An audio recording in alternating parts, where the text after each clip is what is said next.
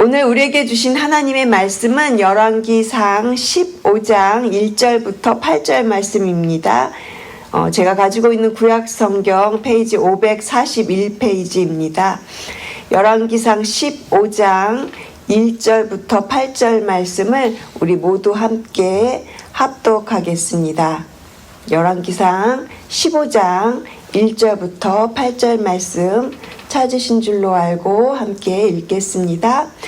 느밧의 아들 여로보암 왕 18째 해에 아비암이 유다 왕이 되고 예루살렘에서 3년 동안 다스리니라. 그의 어머니의 이름은 마아가요 아비살롬의 딸이더라. 아비암이 그의 아버지가 이미 행한 모든 죄를 행하고 그의 마음이 그의 조상 다윗의 마음과 같지 아니하여 그의 하나님 여호와 앞에 온전하지 못하였으나 그의 하나님 여호와께서 다윗을 위하여 예루살렘에서 그에게 등불을 주시되 그의 아들을 세워 뒤를 잇게 하사 예루살렘을 견고하게 하셨으니 이는 다윗이 햇사람 우리아의 일 외에는 평생에 여호와 보시기에 정직하게 행하고 자기에게 명령하신 모든 일을 어기지 아니하였음이라. 르호보암과 여로보암 사이에 사는 날 동안 전쟁이 있었더니 아비암과 여로보암 사이에도 전쟁이 있으니라. 아비암의 남은 사적과 그 행한 모든 일은 유다왕 역대지략에 기록되지 아니하였느냐. 아비암이 그의 조상들과 함께 자니 다윗성에 장사되고 그 아들 아사가 대신하여 왕이 되니라. 아멘. 그런데도 은혜라는 제목으로 오늘 본문으로 말씀 나누겠습니다. 어제 새벽에 저희가 르호보암 왕의 업적에 대해서 설교를 들었습니다. 이 르호보암 왕이 우상 숭배와 그리고 끊임없는 전쟁을 하면서 살았던 것이 그의 업적임을 저희가 들었는데요. 오늘 본문에서 이야기하는 아비암의 업적도 그의 아버지 르호보암과 똑같은 인생을 살았음을 우리가 보게 됩니다. 그런데 오늘 본문에는요, 조금 다른 것이 있어요. 오늘 제목이 그런데도 은혜라고 말씀을 드렸죠. 그래서 저희가 오늘 본문 속에서 이 하나님께서 이렇게 은혜를 주시는 이유를 찾아보려고 합니다.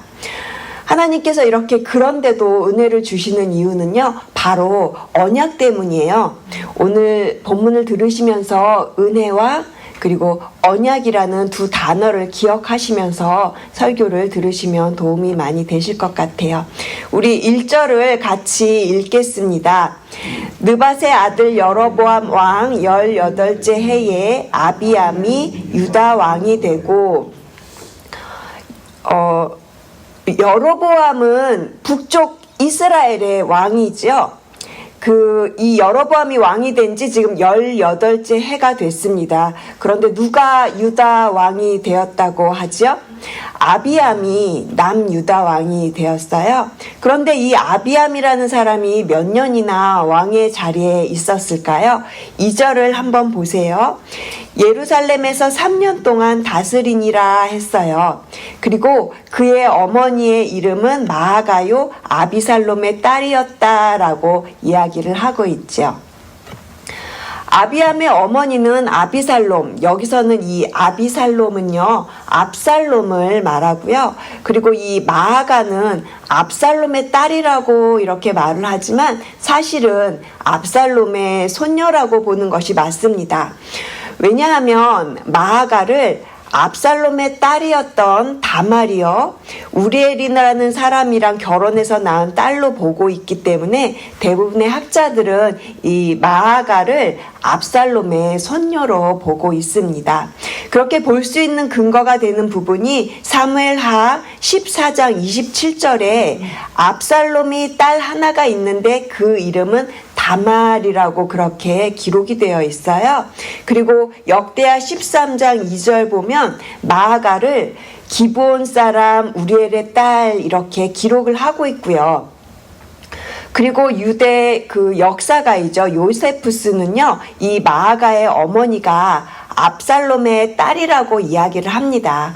그러니까 여러 가지 것들을 종합해서 봤을 때 마아가는 압살롬의 손녀인 것이죠. 그런데 이것은 성경의 오류가 아니에요. 히브리 언어의 특징을 저희가 조금 이해하셔야 하는 부분이 있어요.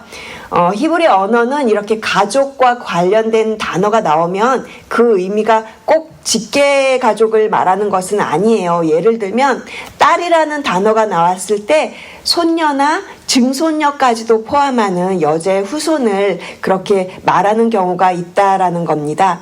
그래서 우리가 성경을 살펴볼 때 이런 당시의 문화나 언어의 관습 등을 알아가는 것은 굉장히 중요하죠. 오늘 본문은 남유다왕 아비암에 대해서 이야기를 하고 있습니다. 그런데 그 아비암의 평가가요, 부정적인 평가를 해요. 악한 왕이라고 성경은 말을 해요. 3절 보시면 아비암이 그의 아버지가 이미 행한 모든 죄를 행하고 하나님 여호와 앞에 온전하지 못하였다라고 이렇게 말하고 있거든요. 그리고 6절과 7절도 한번 보시면요. 르호보암과 여로보암 사이에 사는 날 동안 전쟁이 있었다고 하고요. 그리고 7절에도 보시면 아비암과 여로보암 사이에도 전쟁이 있었다 이렇게 말을 하고 있어요. 부전자전인 거죠. 아비암도 자기 아버지 르호보암처럼 우상숭배의 죄를 짓고 그리고 끊임없이 전쟁을 해야만 했습니다. 오늘 본문은 이 아비암에 대해서 이렇게 우상숭배 그리고 끊임없는 전쟁 이 두 가지만 아비암의 업적에 대해서 말을 해주고 있어요. 그런데 역대하 13장을 보시면 이 아비암이 했던 전쟁에 대해서 조금 더 자세히 설명을 하고 있는데요. 나중에 기회가 되시면 역대하 13장을 한번 쭉 읽어보세요. 이 역대하에는 아비야라는 이름으로 나와요. 근데 똑같이 아비암이라는 사람과 같은 사람입니다. 역대하에 기록되어 있는 전쟁에서 이 아비암이 베델을 빼앗고 그리고 승리를 하게 돼요. 여로보암이 북쪽 이스라엘 왕이 되고 나서 그 여로보암이 자신들의 따르는 그 백성들이 예루살렘에 가서 예배하는 게 싫었거든요. 그래서 이 여로보암은 단이랑 베델에다가 산당을 만들어서 거기서 우상숭배를 하게 했었죠. 그 베델이에요. 그 베델을 아비암에게 빼앗긴 거예요. 여로보암이 그 베델을 아비암에게 빼앗기고 그리고 여로보암은 그 아비암과의 전쟁에서 죽게 돼요. 그런데요, 이 역대하를 쭉 읽어보시면 아비암의 세력이 강대해졌다. 그리고 아비암을 그렇게 평가를 하거든요. 잘했다고 마치 보이는 것처럼 그런 말들이 있어요. 그런데 아비암이 전쟁에서 승리하고 그리고 나라가 강盛해진 것에 대해서 이렇게 말을 하는데 저는 의문이 생기는 거예요. 왜냐하면 여기 지금 오늘 열왕기상 본문에서는 아비암이 아버지 르호보암의 길을 따라갔다고 그렇게 얘기를 하고 있잖아요. 아비암도 아내가 14명이나 되었대요. 그러고 그 사람은 우상숭배의 길을 갔다고 그렇게 말을 해요. 그리고 여로보암과 아비암 사이에 끊임없이 전쟁이 있었다고 그렇게 말을 하고 있고요. 그런데 왜 역대하에서는 마치 아비암이 승승장구 잘 나가는 것처럼 그렇게 이야기를 하고 있는 것일까 저는 좀 궁금했었는데요. 그 의문이 바로 오늘 본문 3절과 4절을 보시면 해결이 돼요. 3절을 제가 읽겠습니다. 아비암이 그의 아버지가 이미 행한 모든 죄를 행하고 그의 마음이 그의 조상 다윗의 마음과 같지 아니하여 그의 하나님 여호와 앞에 온전하지 못하였으나 아비암이 그 아버지죠. 르호보암이 행한 것과 똑같이 우상숭배하고 하나님 앞에 죄를 그렇게 저지르는 삶을 살았어요. 하나님 앞에 온전하지 못했다고 그렇게 말을 해요. 그런데 여기서 중요한 거는 4절이에요. 오늘 본문의 핵심 구절이라고 할 수 있습니다. 우리 함께 4절을 한 목소리로 같이 읽겠습니다. 그의 하나님 여호와께서 다윗을 위하여 예루살렘에서 그에게 등불을 주시되 그의 아들을 세워 뒤를 잇게 하사 예루살렘을 견고하게 하셨으니 다윗을 위하여 예루살렘에서 그에게 등불을 주시되 그런 말이 있잖아요. 여기서 이 등불이라는 단어가 히브리어로 니르라고 니르라는 단어인데요. 이 니르라는 말이 자손이라는 말로도 번역이 된다고 합니다. 그러니까 이 등불을 주셨다는 말은 하나님이 등불을 줘서 유다 나라의 왕위 계승이 끊어지지 않도록 그렇게 해주셨다, 이런 의미를 가지고 있어요. 그러니까 르호보암이 죄를 짓고 또 그의 아들인 아비암이 또 죄를 지었는데도 그럼에도 불구하고 하나님께서 다윗을 위하여 주시는 은혜라는 것을 깨닫게 되는 것이죠. 이 4절 말씀을 영어 성경으로 보면 맨 앞에 그럼에도 불구하고 라는 단어가 붙어 있어요. 개역개정에는 그 단어가 생략되어서 보이지 않는데요. 우리말 성경에도 보니까 맨 앞에 그런데도 이런 말이 있었어요. 그래서 오늘 그런데도 은혜를 주시는 하나님을 기억하면서 우리가 약속하신 그 하나님의 말씀을 붙들고 그렇게 기도하면서 나아가기를 소망합니다.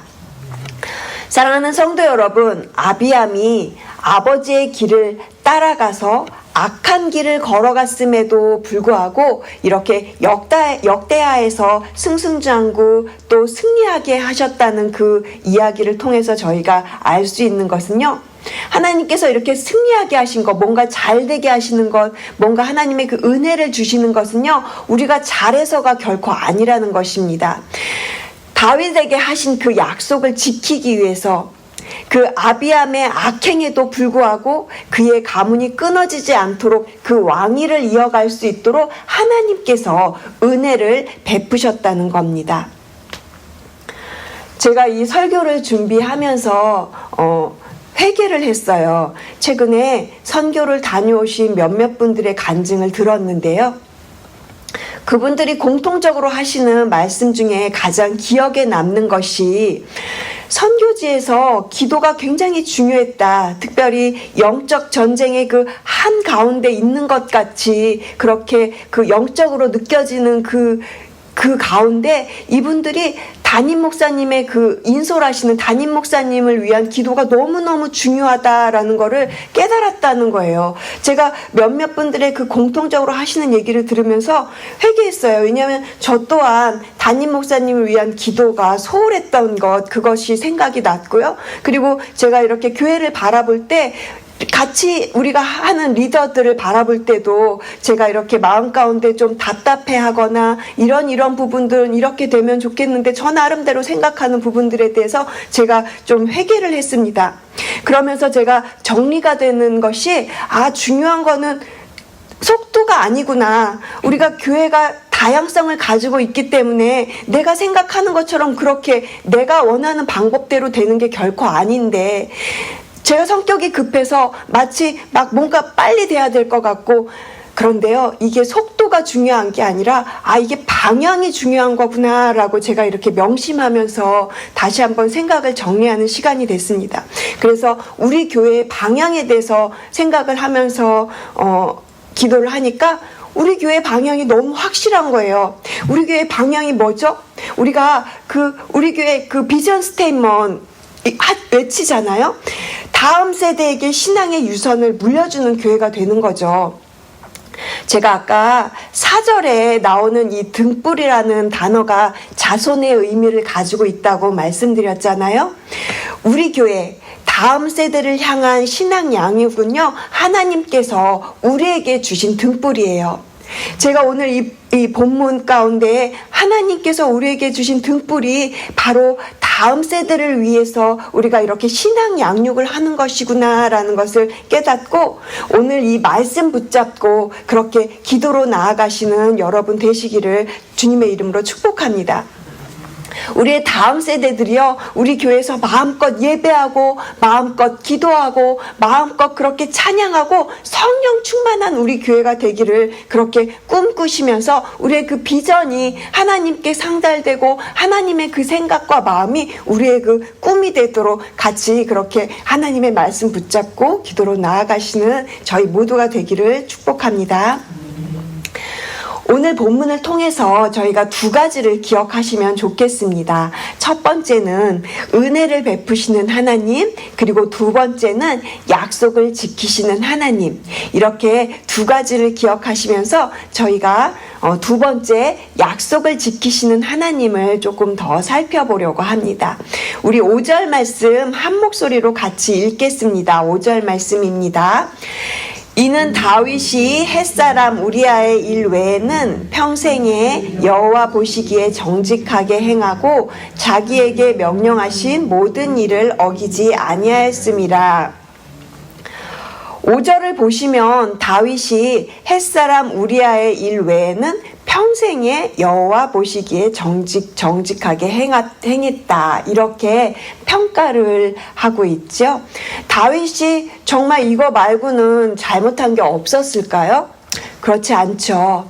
하지만 하나님 보시기에 평생 다윗은요, 평생 하나님을 향해서 그 마음이 전심으로 그렇게 하나님을 향해서 살았다는 것, 그것 때문에 이렇게 하나님께서 평가를 하시는 거예요. 사무엘하 7장에 보면 다윗은 하나님의 성전을 지으려고 했을 때 오히려 하나님께서 다윗에게 약속을 주시죠. 하나님께서 다윗에게 오히려 내가 너의 집을 지어주겠다라고 그렇게 하시면서 다윗에게 언약을 주시는 장면이 사무엘하 7장에 나오고 있습니다. 하나님께서 다윗에게 무엇을 약속하셨나요?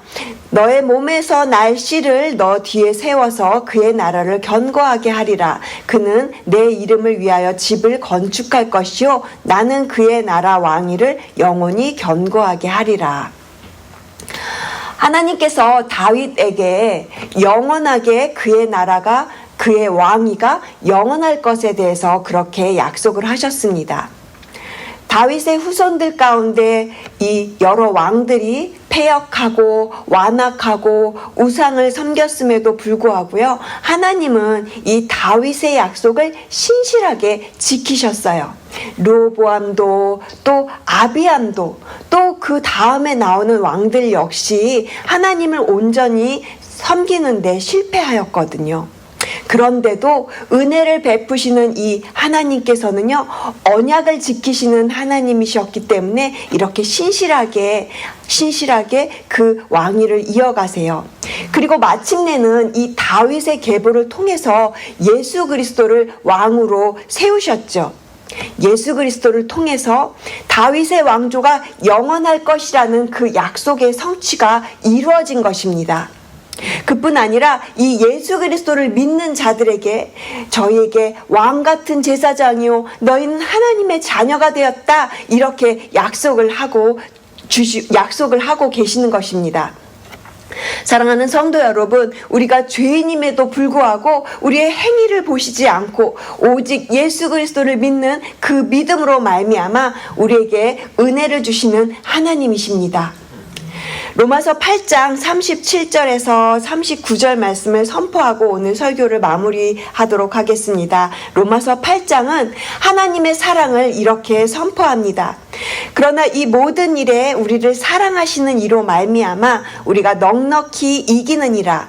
내가 확신하노니 사망이나 생명이나 천사들이나 권세자들이나 현재일이나 장래일이나 능력이나 높음이나 깊음이나 다른 어떤 피조물이라도 우리를 우리 주 그리스도 예수 안에 있는 하나님의 사랑에서 끊을 수 없으리라.